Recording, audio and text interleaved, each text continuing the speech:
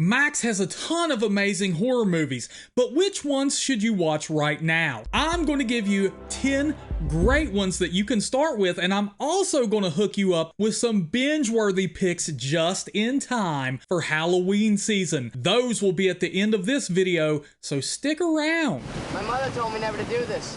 Number 1, for a non-stop thrill ride, The Hitcher, directed by Robert Harmon, starring Rutger Hauer, C. Thomas Howell, Wolverines, and Jennifer Jason Leigh. This follows the story of a young man who is traveling across the country. He is trying to deliver a car to San Diego, but he gets tired on his little road trip and stops to pick up a hitchhiker. Now, as we all know, this is the one thing our parents always told us not to do. This man does it in an attempt to entertain himself, to keep himself awake so he doesn't wreck. And unfortunately, he picks up the exact wrong person, the person we've all been warned about. This man is a serial killer. He likes to play sort of like this cat and mouse game with our young protagonist. The only hint we get as to why is he just wants Jim to stop him. You'll stick me with it before I can do anything. That's right. So what have you got to lose? Stop me. This movie is incredible on so many levels. Rutger Hauer puts in a legendary performance, and C. Thomas Howell stands right there with him. You just feel the dread and the agony of his character, and oddly enough, you feel the agony of Rutger Hauer's character, who is the serial killer as well. I'll never forget the first time I watched this movie. I was just immediately hooked, and it doesn't let you go ever at any point. You're just trying to figure out the motivations of the killer while also questioning what you would do if you were in this young man's shoes. If you want a truly intense and truly great movie that not a lot of people have seen, you maybe haven't either, I highly suggest checking The Hitcher. This is one of my favorite movies, and unfortunately, I feel like it's one of those forgotten movies. I feel like more people needed to see this so they can talk to me about it. Come on, I need more friends, clearly. I have a vampire living next door to me, and he's gonna kill me if I don't protect myself. Number 2, for vampire horror movie lovers, Fright Night, directed by Tom Holland, starring Chris Sarandon, a West Virginia boy, so I have to give him that nod as a fellow mountaineer, Amanda Bierce, who you may all know better as Marcy Darcy from Married with Children, and Roddy McDowall. This movie follows a young man who becomes convinced that his new next-door neighbor is in fact a vampire. So his friends band together and hire a local television host who claims to be a vampire expert on his television program to come in and prove that his next door neighbor isn't a vampire, so their friend will stop his shenanigans and stop all of his craziness. This movie is fun on so many levels. Number 1, you have to sit there and wonder, what would you do if you were looking out your window, see your next door neighbor move in, and you become fairly dang convinced that that man is a vampire right there. Number 2, you have the friendships in this movie, which are just so heartwarming. It almost makes you feel like you're part of this friend circle while you watch this movie. And then number 3, you have Roddy McDowall playing Peter Vincent, local vampire expert and slayer, who agrees to this kooky plot like, okay, you guys give me enough money, I'll come in and prove to your friend that vampires don't exist, and the exact opposite of that happens. So you just have this sort of zany cast of lovable characters that you could easily see yourself being a part of. Such a great movie. Highly suggest that you watch this for Halloween season. Welcome to Fright Night. I still can't trill.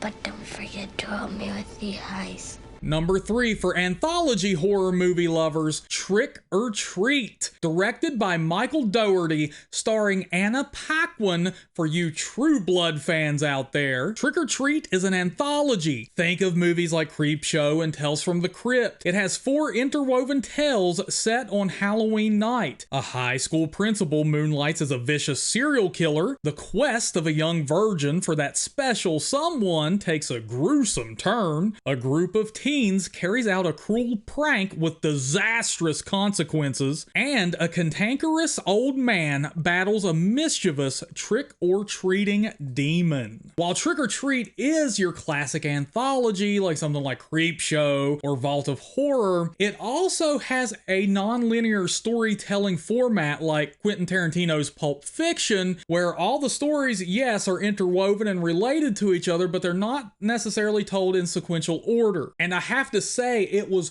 really nice when this movie came out to get a modern anthology. Yes, there's classics out there and we love them, we all love them, but we've seen them a million times. Trick or Treat brings something fresh to the table. You get something modern, you get modern effects, you get modern storytelling, you get modern movie monsters, and we also get what I would consider to be a legend of horror in Little Sam.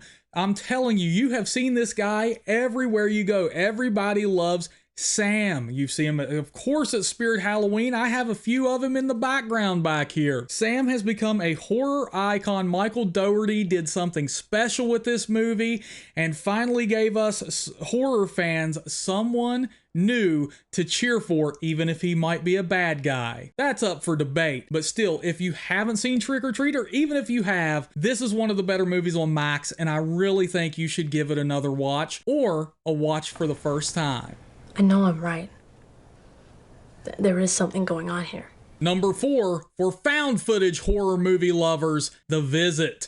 Directed by M. Night Shyamalan, starring Olivia de Jong and Ed Oxenbould. Becca and younger brother Tyler say goodbye to their mother as they board a train and head deep into Pennsylvania farm country to meet their maternal grandparents for the first time. Welcomed by Nana and Pop Pop, all seems well until the siblings start to notice increasingly strange behavior from the seemingly charming couple. Once the children discover a shocking secret, they begin to wonder if they'll ever make it home. And I know M. Night Shyamalan can turn some of you off, but also Shyamalan can turn some of you on. And for me personally, he's a little bit hit or miss. But he got me into the theaters for this one, and I really did enjoy it. I will also say that the found footage element of this movie really pays dividends. It is truly terrifying when some of these secrets are revealed, and the tension we get that's built up until these secrets are revealed. I don't want to give too much away. That's why I keep referring to them as secrets. For anyone who hasn't seen this movie, because I feel like a lot of people really did snooze on it, I think the twist is worth it, but I also think the ride to the twist is worth it as well, because like some of the other movies I've talked about on this list, this is one of those where you're going to sit there and you're going to put yourself in the protagonist's shoes, and you are really going to wonder, what in the hell would you do in this situation? The characterization in this movie is also so well done that you will probably see yourself in either one of these siblings. I'm just going to tell you now, I'm not going to spoil it once again. There is also a very gross moment in this movie that is going to stick with you forever. For other people who've watched this movie, you are going to talk about this gross scene with them over and over again every time this movie's brought up. Never forget it. Olivia de Jong and Ed Oxenbould, the two young actors in this film, reunited later down the road for another horror film I would recommend called Better Watch Out. Unfortunately, it's not on Max, but I would highly suggest checking it out if you can find it. I will link to it in the description below. I be the witch of the wood. Liar, liar. I am. Number 5, for witch horror movie lovers, The Witch. Directed by Robert Eggers, starring Anya Taylor-Joy, who, let's face it, is a modern-day scream queen, and Ralph Ineson, who has one of the coolest voices I've ever heard. Must I hear the devil wag his tongue in thy mouth? In 1630 New England, panic and despair envelops a farmer, his wife, and their children when youngest son Samuel suddenly vanishes. The family blames Thomason, the oldest daughter who was watching the boy at the time of his disappearance. With suspicion and paranoia mounting, twin siblings Mercy and Jonas suspect Thomason of witchcraft. Testing the clan's faith, loyalty, and love to one another. You know when people talk about those horror movies that just have an unrelenting feeling of dread and despair that just hangs over your back like a freaking blanket and does not let go for the whole film? This is one of those movies. It is shot in very desaturated colors, which just gives it a feeling of despair. Cinematography that just, you get those wide, beautiful shots where you always feel like something or someone could be lurking or seen in the background, as if this family is never truly alone. In the beginning of the movie, this family is actually ousted by their community. In the 1600s, that spells death for a lot of people, so immediately you are set up for just hopelessness, regret, and just not knowing how things are going to go for this family, and desperation, which also leads to some immense and dramatic family issues that come up throughout the film over and over again. You almost get the feeling that some of their children are just totally unwanted, especially our main character, Thomason. Now, some people may say, hey man, The Witch is slow. Yeah, it is slow, but let me tell you something. It never loosens up that vice grip it has around your neck for the entirety of the film. This is a beautiful film. It is a well-written film. It is well acted. The characters are unforgettable, and the story is awesome. Check it out. I've got so much power to give you, Swan. All you have to do is beg. Number 6, for Clive Barker lovers, Lord of Illusions. Directed by Clive Barker, starring Scott Bakula and Famke Janssen. Private Eye Harry D'Amour travels to Los Angeles and meets with a new client, Dorothea Swan. Swan reveals that she and her husband, famed magician Philip Swan, have been targeted by a religious cult experimenting with reincarnation. After Philip dies on stage in the midst of a dangerous trick, D'Amour must struggle to protect Dorothea from the ruthless cult members and their newly reanimated religious leader, Nyx. Now, if you can't tell from a description like that, this is a Clive Barker story through and through. This can be best described as a fever dream. You are going to get Clive Barker staples such as some body horror and characters just thrown into an otherworldly situation where you have no clue where the story is going. You have no clue what you would do in this situation. You don't even have a clue as to what the full powers or the true intent of the antagonists are in this film, but all you know is that they are really bad and really well designed and thought out. If you are a Clive Barker fan and you like Hellraiser, Lord of Illusions is absolutely a movie for you. I can't give too much away, but let me tell you something. There are a lot of plot devices in this movie. Watch it and pay attention. Sometimes that is better.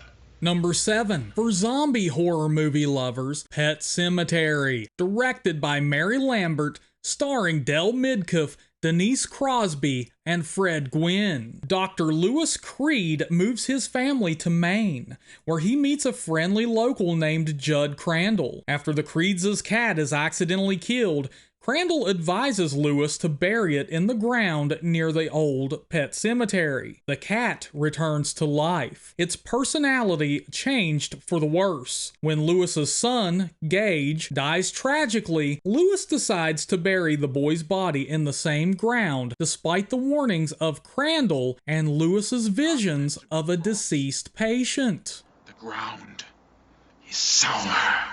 This is one of those movies that's really hard for me to even refer to it as a zombie film, as weird as that sounds, but it's just because I feel like this movie almost deserves to be in its own category. It is that good. When you talk about a feeling of dread, of despair, of depression, this movie embodies all of those elements into one grotesque package. This movie has a feeling. It leaves a taste in your mouth. It will almost make you depressed just watching it, if not actually make you depressed. I know I used to feel this way all the time when I would watch it, and still do. I have never outgrown that feeling. The characters in this movie are absolutely unforgettable, especially Zelda. She is going to give you pure nightmare fuel. There is no escaping it. The cinematography is wonderful. The set design is incredible. The directing is immaculate. I know a lot of people give Del Midkiff a lot of strife for his acting in this movie, just because when you were a little kid and your mom used to have naughty boy fantasies about Del Midkiff doesn't mean you get to hate him, buddy. Del Midkiff delivers a great performance in this movie and lets out one of the best screams I've ever heard in a horror film after the loss of his son, and it makes you really feel it, especially with the editing that accompanies that scene when they flash up pictures of poor little Gage. Oh my goodness. You can tell how much I love this movie. Watch it, and also watch the credits, because there is a great Ramones title song that they performed for this film as well. I'm just going to leave you with a little bit of this. Not on that road. Did I do Fred Gwynn all right? Mm-hmm. I wasn't asking you. Sorry. But I'm going to leave it. You are all going to die tonight. Number 8, for demon horror movie lovers, Evil Dead 2013, directed by Fede Alvarez, starring Jane Levy. Mia, a drug addict, is determined to kick the habit. To that end, she asks her brother David, his girlfriend Natalie, and their friends Olivia and Eric to accompany her to their family's remote forest cabin to help her through withdrawal. Eric finds a mysterious Book of the Dead at the cabin and reads aloud from it, awakening an ancient demon. All hell breaks loose when the malevolent entity possesses Mia. Now, this is of course a remake of the classic The Evil Dead, directed by Sam Raimi, and this is a very worthy remake. This is a very brutal remake. This is a return to form where Evil Dead gets to be scary again, and I love every blood-soaked minute of it. It is absolutely unrelenting in its darkness, in its depravity, in its gore. You get demons that do not stop ever until you are dead. And the amount of punishment that they dole out on our protagonists is absolutely otherworldly. You also really feel for these people. These characters feel like real people, like they come from real homes and real families. And you have some side plots that just, they stick with you. They're heavy, they're sad, and you don't want to see these people have to go through this type of stuff on top of what they're already going through. The cinematography is beautiful. The practical effects are absolutely wonderful. The directing is great. The demons are fantastic. These are mean, vicious, cruel demons, okay? I know a lot of those possession movies and those other supernatural movies, sometimes these demons can be a little bit cheesy in their dialogue. These ones are not. They're vicious. And for horror fans, the ending is like a grand finale that you do not want to miss. Are you looking for this? Because it completes your outfit. Number 9, for slasher horror movie lovers, Friday the 13th, 2009. Directed by Marcus Nispel, starring Jared Padalecki and Danielle Panabaker. Against the advice of locals and police, Clay scours the eerie woods surrounding Crystal Lake for his missing sister. But the rotting cabins of an abandoned summer camp are not the only things he finds. Hockey-masked killer Jason Voorhees lies in wait for a chance to use his razor-sharp machete on Clay and the group of college students who have come to the forest to party. This is a reboot of the Friday the 13th franchise, and it's sort of an amalgam of the first 4 films from the original series all rolled up into one. But I think it perfectly encapsulates what makes the Friday the 13th franchise so special. You get a very high body count right from the beginning of the movie with one of the greatest title card sequences of all time, bar none. You get some of the most creative kills from Jason Voorhees. Speaking of which, we get a beautiful, brutal version of Jason Voorhees in this one because he's a little more human-like. He became more of like the Frankenstein monster in the later films, but in this one, he can run, he can shoot a bow, we get tater sack Jason, we get hockey mask Jason, we get all the Jason goodness we could ever want. And it doesn't stop there either, because not only do we get a ton of Jason, we get a ton of blood and we get a ton of boobs. What made the Friday the 13th series so special is all in this reboot of the franchise, and I really like it. What an excellent day for an exorcism.